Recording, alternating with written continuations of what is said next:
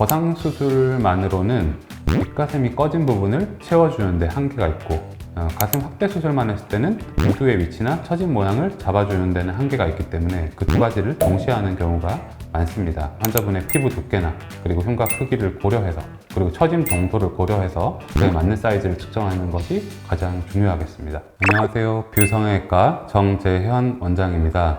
이번 시간에는 처진 가슴에서 사용되는 가슴 거상술에 대해서 자세히 알아보도록 하겠습니다.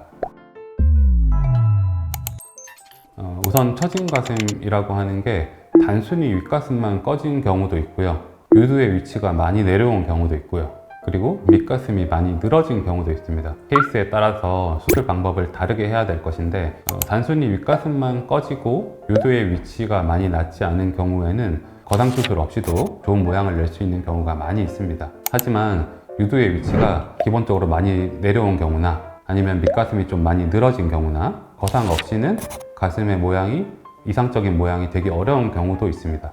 그래서 가슴 거상수술은 크게 두 가지의 목적을 가지고 수술을 시행하게 됩니다. 첫 번째는 낮아져 있는 유두의 위치를 올려주는 것, 두 번째는 늘어져 있는 아래쪽 피부를 줄여주는 것.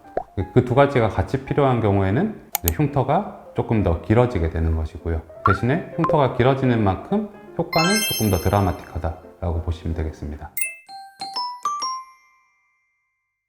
거상수술은 늘어져 있는 피부를 제거하는 수술이지 유선 조직을 제거하는 수술은 아닙니다. 특히나 가슴에서 제일 중요한 유두, 유륜 부분은 그대로 유지가 된 채로 거상이 되어야 하기 때문에 유두, 유륜의 아래쪽에 있는 유선 조직들은 다 보존이 되게 됩니다. 따라서 모유수유를 하는 데는 문제가 없습니다.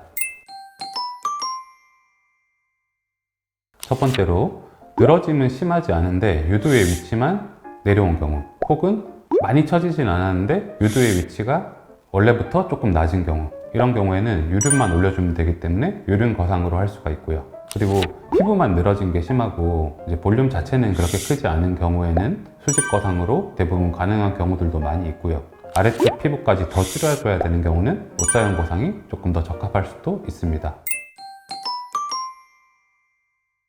거상수술만으로는 윗가슴이 꺼진 부분을 채워주는데 한계가 있고, 가슴 확대 수술만 했을 때는 유두의 위치나 처진 모양을 잡아주는 데는 한계가 있기 때문에 그 두 가지를 동시에 하는 경우가 많습니다. 거상 확대 수술을 할 때는 보형물의 사이즈를 선택하는 것도 일반 확대 수술이랑은 조금 다른 방식으로 선택을 하게 되는데, 일반적인 방식으로 이제 흉곽 사이즈만 측정을 해서 보형물을 넣게 되면은 자기 조직을 고려했을 때 너무 과한 사이즈가 될 수도 있기 때문에 환자분의 피부 두께나 그리고 흉곽 크기를 고려해서, 그리고 처짐 정도를 고려해서 그에 맞는 사이즈를 측정하는 것이 가장 중요하겠습니다.